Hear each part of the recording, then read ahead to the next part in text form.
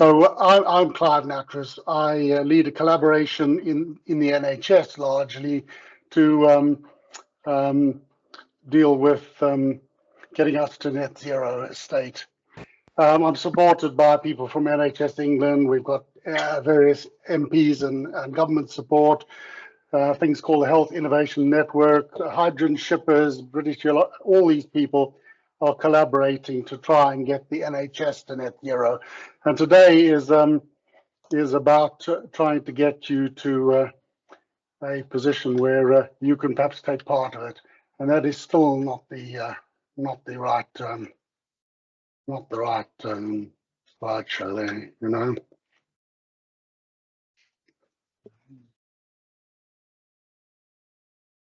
Okay, so the question today, after this auspicious start, is: are there councils that want to work with us in and the NHS partner sites to get to net zero? So we've invited as many councils as we can in the appropriate zones as we can.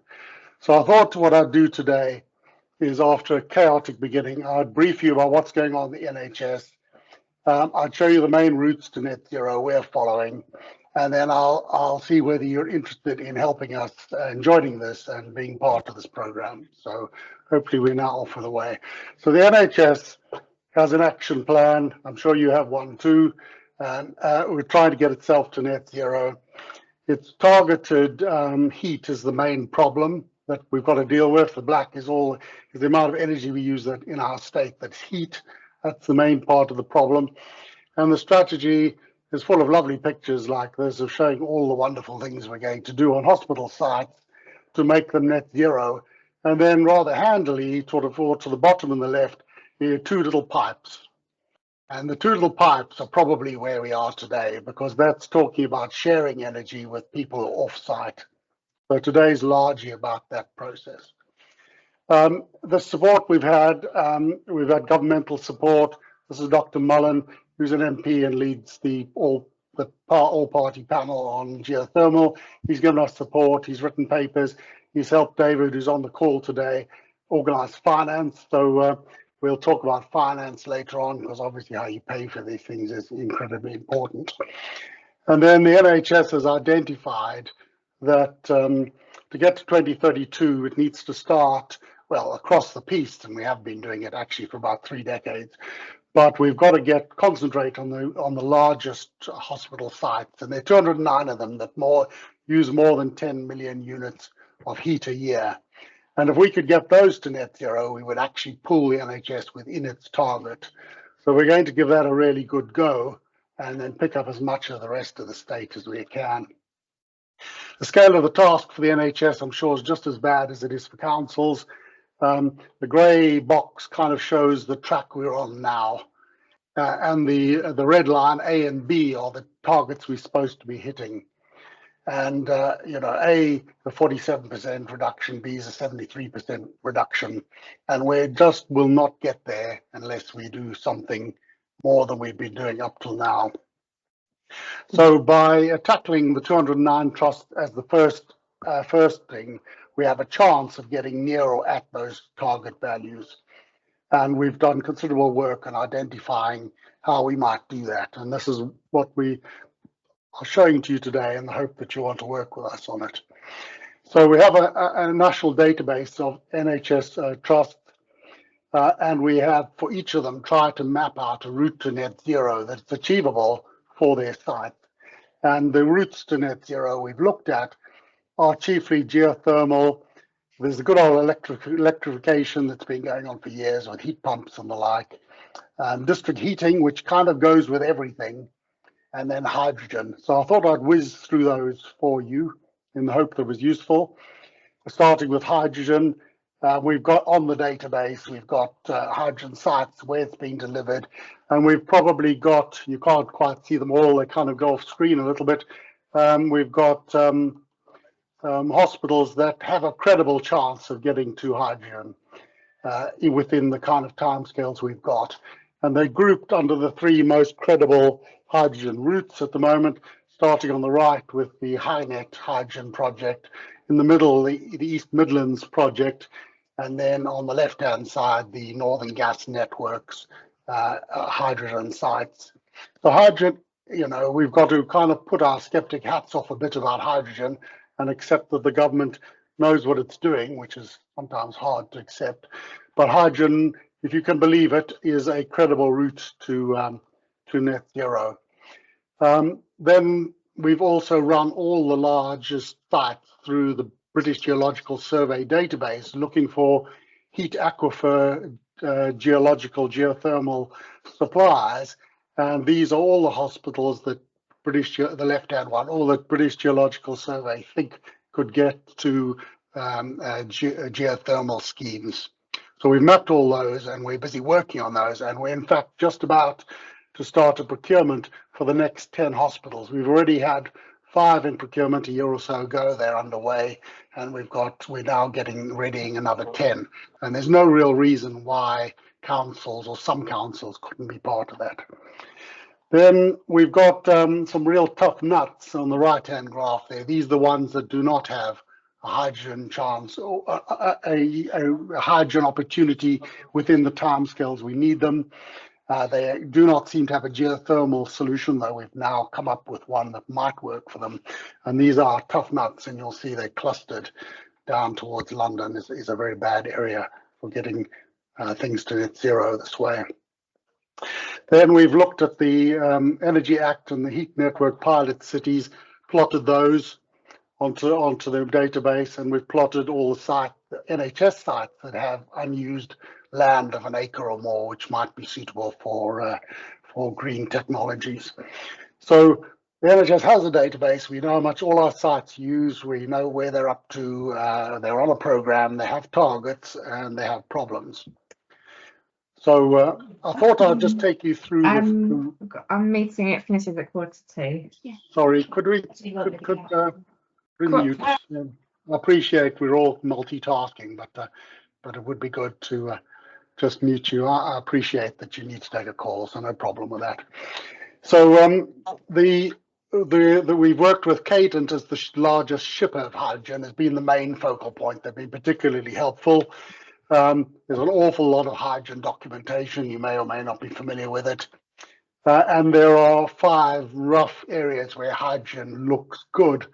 And those cover, the main ones of those are the 3 areas I just showed you a minute ago with hospitals. It's the HyNet, which is across the Bay of Liverpool area, which is the most advanced. Then there's the East Coast hydrogen, with sort of diagonal at the northeast, which goes into the East Midlands and up to Teesside. Those are the most promising in the short term. Then we've got the Hydrogen Valley in the middle, and we've got London or Capital Hydrogen at the bottom, which are some way behind in the process of it. And for instance, there's the HyNet network, and we've mapped all the hospitals onto that, and it's an option for the list of hospitals I showed you that could go for hydrogen, and there's no reason why we couldn't share that with you, because the problem with hydrogen is it will not be everywhere. It will get to big loads, and thereafter we'll have to spread it by either waiting till it becomes available or putting it into district heating schemes.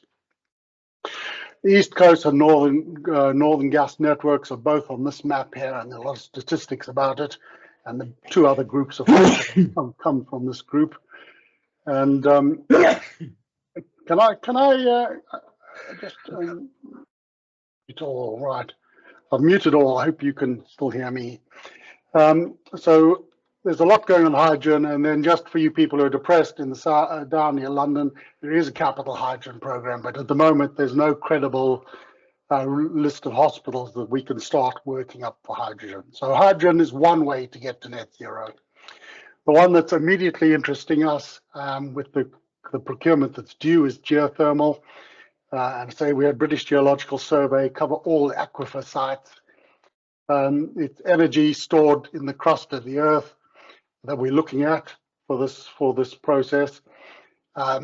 The ways of using geothermal heat are shown on the right-hand picture here. You say from a ground source heat pump on the left of the right-hand logo through mine workings and other intermediate depth technologies. I'll show you one in a minute.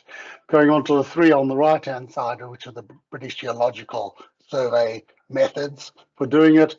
and those throw up mostly hot sedimentary aquifers. And 113 hospitals, 109 hospitals have potential hot sedimentary aquifers underneath them, and 3 of them have radiothermal granites where you might get higher temperatures out of it. The British Geological Survey mapped all the hospitals for us. It's on their paper, on their site, so you can see a lot more information about geothermal there. But they mapped all our hospitals for us to work out where we could go with aquifer solutions. They've ranked them in terms of carbon benefit and heat benefit, and you'll see a lot of the geothermal hospitals listed there and the impact they can have. And nicely, a lot of those line up with councils for obvious reasons, and there's the potential to share heat because a geothermal aquifer generally makes about 25 million units of heat, and whilst there are hospitals that use 25 million units and up to twice that, there are an awful lot of hospitals that use less than that, and it'd be great to share the heat. Okay, and the savings in carbon are immense from swapping from using gas to using geothermal heat. Latterly in the program, we have found a closed loop geothermal system which does not rely on aquifers and therefore can be applied elsewhere, potentially even in places like London and very difficult areas. They don't require such big rigs, they're quicker to do, and they're more predictable because they purely rely on the heat as you go down into the earth.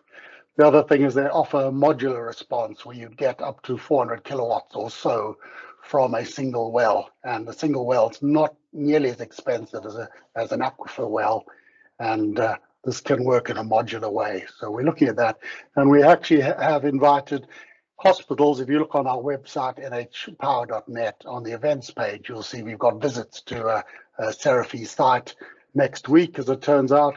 And we've also got visits to Eden project to look at their deep geothermal model, and that's on, I think, the 20th of June. So we're, as part of the collaboration, we're sharing, taking people on site visits, saying what's there, getting people to meet the people who've installed these things and try and answer questions and the like. When we're talking to councils, it's very important just to have a little think for a second about what's going to happen if we don't do anything. And if we don't do anything, what's probably going to happen is a lot of people are going to go with heat pumps. And heat pumps are fine, but they're expensive and they are generally building specific. Putting heat pumps into a DE system can be done, and I'll show you a case in a minute. But the more we put heat pumps into a city, the less load there is left to share across a heat network. So we've got to watch that we don't stumble into a situation where district heating schemes just can't work. And then hydrogen and these sources of fuel become very useful. But for instance, I can't get hydrogen to the Leeds hospitals, but I can get hydrogen to the Leeds district heating scheme. So if I could get the district heating scheme and the hospitals to join up, I can get hydrogen into the whole system. So that's an example of us working together. And another example is the Rotherham heat network, which takes waste heat from a biomass plant, tops it up with heat pumps, and is looking to cover the council and the hospital. And that's proceeding, but it's met a problem because we're having a problem with return temperatures in the hospital. So these projects are multifaceted and require all kinds of input, but there's a lot of grant and there's a lot of funding, and we're trying to get those into not only Rotherham, but as many hospitals as we can do. The next one I'd like to talk a bit for a second because it is the elephant in the room, and that is how we fund a net zero project. Whilst the collaboration is trying to sort of shepherd people in the direction of net zero, we've been supported by the committee members throughout. 2 of the committee members are Dr. Mullen, who's an MP and a genuine doctor, and David Mackey of the Carbon Energy Fund. They have set about the finance elements, and I'm going to hand over the screen to David in a second, and he's going to talk to you for a few slides about finance. But we're looking to try and see whether we can show a competitive financing route to all projects. And if you've got questions for him or for me, please put them in the chat and we'll try and answer them as we go along, and we will have a question and answer session at the end. David, do you want to take over this and make a better job of it than I've done? Not said anything yet in case my screen doesn't work either. Yes.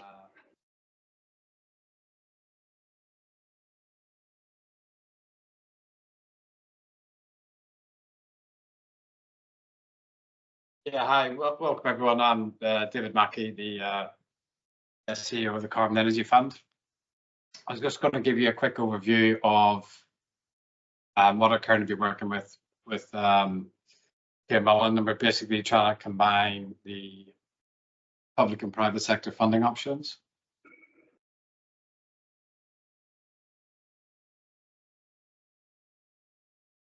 So far, over the last 12 to 18 months, we have submitted various papers, which I'm going to give a few highlights on at the minute, and that's going forward to the Right Honourable Claire Coutinho, Secretary of State, and obviously heads up DESNES. And that was agreement from her to develop a UK infrastructure bank, which is the Treasury bank for supporting projects like this in the public sector, and also look at how we can get grant money to deal with the initial investigative works that be required for a geothermal project. And that's for the general wider public sector. A lot of the roots of this come from the NHS, so a lot of work has been done with the NHS, because ideally a hospital is a very good heat source. Well, they've got a big 24/7 heat requirement, which can make the models very financially attractive, and it also gives the ability to develop them out into the wider community, deal with local authorities, through heat networks, also into further education and even private sector through district heat networks. Or it may be that if you're next to a hospital, you're probably going to be on the same, have your own ability to develop your own geothermal project. So we've also worked and presented into Lord Markham, who's the Parliamentary Under Secretary, the Department of Health and Social Care, and we've got backup letters from them, and also it's been socialised with Treasury and the whole concept of what we're trying to achieve. And also on the recommendation of Claire Coutinho, we've been working with Paul Chambers, who's the Director for PSDS. He's a senior responsible officer for PSDS, and Cantor Mock, who's head of market growth, and for heat networks. And they are current. And at the time, we were trying to get money in the PSDS budget, but that had been fully committed. Then we tried to get it on the last spending review, but that got haggled out in the last 3 days of it. And the general opinion from DESNES and Treasury is that there is other sources of funding and there's budget there, so we need to go back into that. So Cantor Mock is currently writing a policy paper at the minute that we will look to get the National Investigative Works grant funded, which is currently underway. Let's go through, and then a lot of this is instigated by Dr. Pierre Mullen, who we talked about, and he is the head of the cross-party parliamentary geothermal committee. So there's been a lot going on in the background itself. To where we are, I'm going to get a bit fancy now, but really we're going to look at a couple of approaches and what was effectively put forward to government, which was a method that we could actually bring in United Kingdom Infrastructure Bank, which is obviously Treasury itself, and then how we could do it in a way that would bring in private sector investment. So, because imagine at a government level, they don't 1 or 2 projects is a good thing to happen, but not really what they see is what they can do to achieve a greater carbon reduction across the United Kingdom. So initial pilot was looking at was 10 projects at circa 250 million. And there's a lot of information which I can go through in further detail if you want to speak to the staff about it, how we can potentially bring in treasury capital and also private sector investment. When we're talking about real money investors, who more common names that you probably have your pension with, to be fair. So we're looking at anything up to 10 projects. UKIB won't really look at anything less than 25 million. So you're going to need a multiple amount of projects. And the overarching process is to create a shared approach, because if you are the hospital or local authority and your site doesn't work as well as the others, you're the one taking all the risk. However, once you blend them all together across 8, 9, 10 sites, you put in a structure around it, so all the heat pricing is shared, all the debt is shared, everything is all sort of maxed together. You're in a 10% risk, not necessarily 100% risk. Which allows it easier to fund and various other things.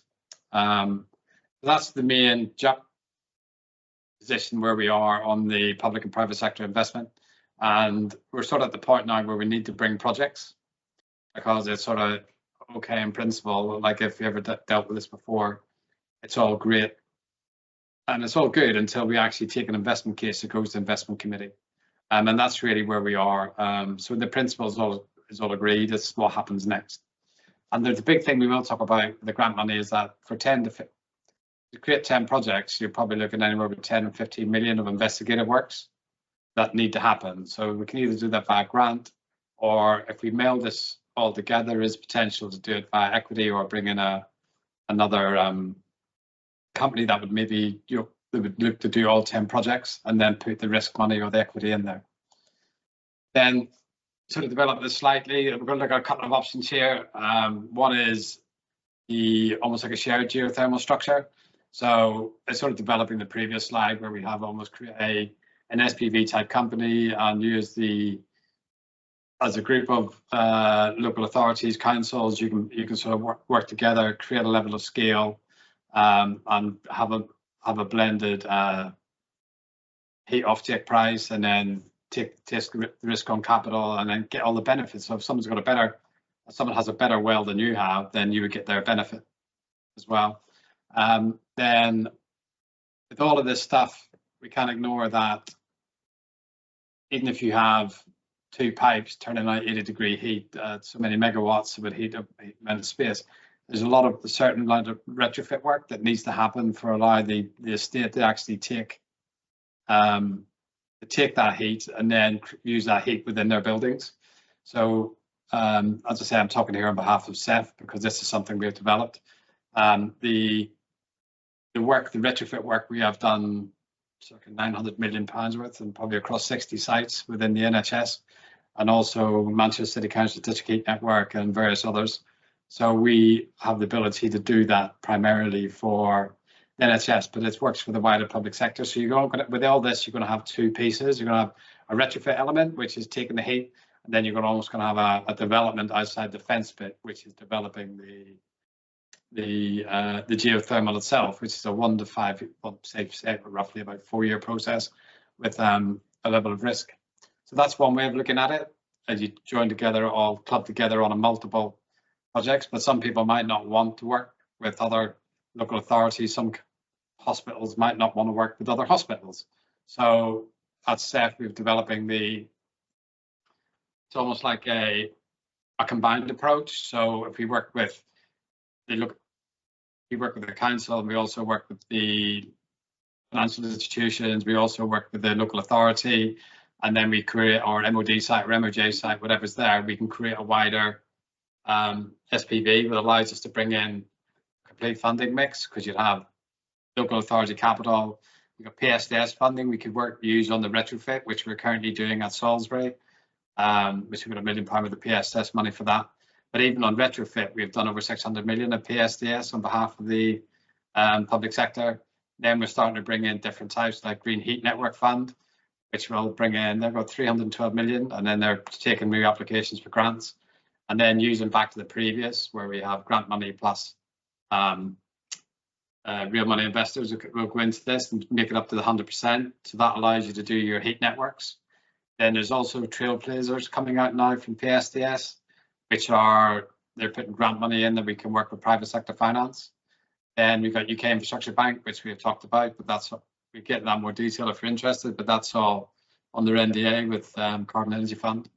And also we have circa £1 billion with the capital available from household name insurers and pension funds who are looking to invest in this space. So I'm looking at people like Legal & General, Standard Life, UBS, all the sort of people who you've probably heard of.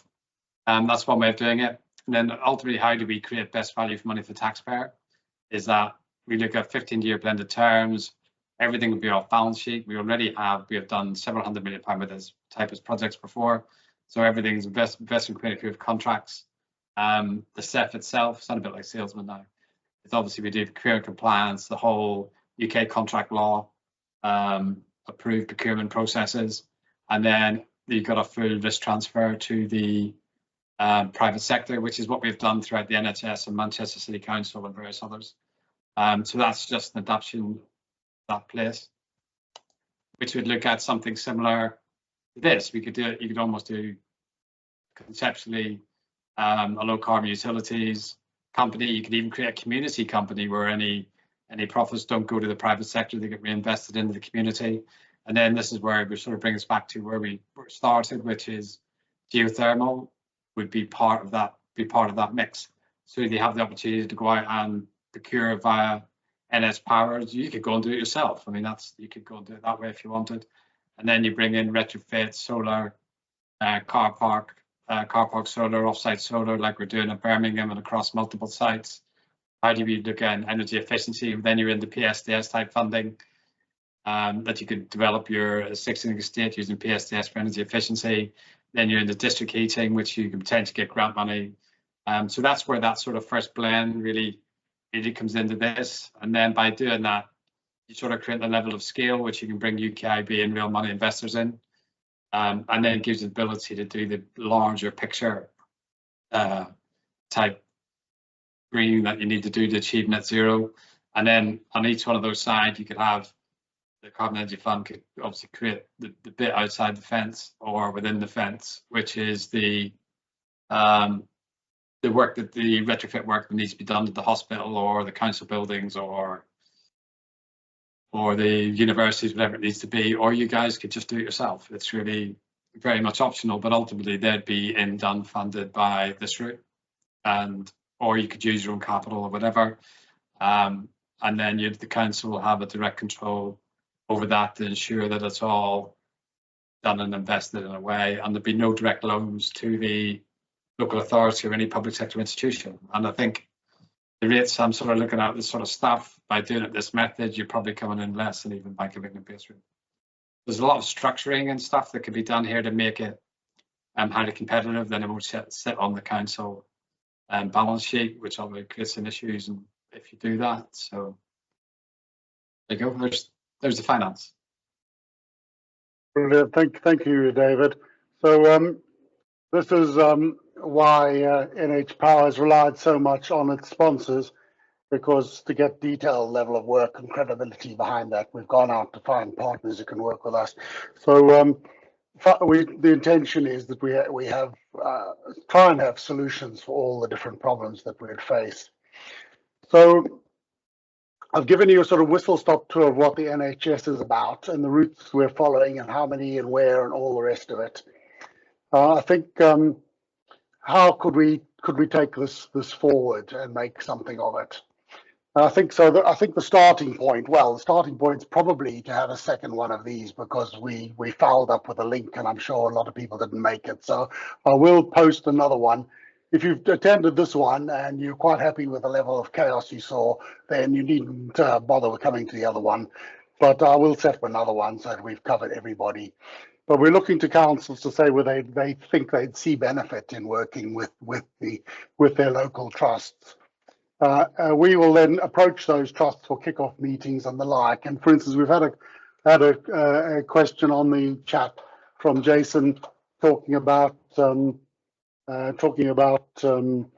Southampton, for instance. So Southampton are interested in geothermal. They were a pilot trust in the program. They got £30 million with the grant, which they're doing with the Carbon Energy Fund, as it turns out. And they know that their new system, which relies on heat pumps, will not be cost effective unless they can get a source of heat. So geothermal looks quite likely, and we certainly would like to bridge the link to the extent it exists with Jason Light and the team at Southampton Hospital, and try and build a team to work on this. Coventry is another hospital we work with. I see somebody asked a question about that. And we've looked at 2 sites. There's some cross sites under development now, and the main PFI site has had a program on it. So it remains another site where we would be interested in working with you. So I think the question is, they come to the company size is 2 hospitals of the Carbon Energy Fund. They're currently done. We currently have contractors on board, so the retrofit stuff is primarily just a variation to the existing contract. And then there's third-party financing on the first Coventry project. So definitely worth wider discussion. Yeah. Okay. So if you want to work with NHS Trust, whether they work with the Carbon Energy Fund or not, give us a shout and we'll breach it. We'll ask them whether they'd like to work with you. We'll hold kick-off meetings by teams so you can get to meet them and we can knock around what our needs are and agree the way forward. And then if that looks a goer for you and to your trust and we've got something to move forward with, we'll obviously let you share in whatever we've got to share. Why shouldn't we share information such resources and documents we've got? We've done financial modelling for the hospitals. There's no reason why that couldn't be extended to include the councils. And we have for the NHS contract performance assurance experience as well that could come into the equation. So if that all looks like it's going to work, we could do the financial models. We can get some face-to-face workshops. The most likely initial dates will be in Manchester in October because there's a very big get together. All the estates departments, or most of the estates department in the NHS, gather in Manchester each October. So it will be a very good time to rub shoulders with your colleagues in the NHS. And then I imagine if we embark upon this, you're probably talking of a 4-year program as we go through governances and procurements and stages and stuff, but we can help you with that whole process. And the objective for most of these things, geothermal, district heating and the like, is that we'll probably all enter into power purchase agreements that deal with the particular needs of each department so that we avoid balance sheet issues. We avoid having to make investments in these things directly unless we choose to. And David showed you some ways, but just find a way to make these things work. So why should we collaborate? Well, we all got the same problem, but we are addressing some problems that might be useful to you. Balance sheet was one that David touched upon. Scale and working with the NHS certainly will make it easier to do a district heating scheme in any city. It certainly may allow us to make the best use of capital. And we can share the geographic benefits and advantages that pertain to each area and each hospital. But if you look to express an interest through us, through Vanessa, through myself, to working with us, we'll take the next steps and start setting up the partnerships so that you can actually start having a sensible conversation with your areas.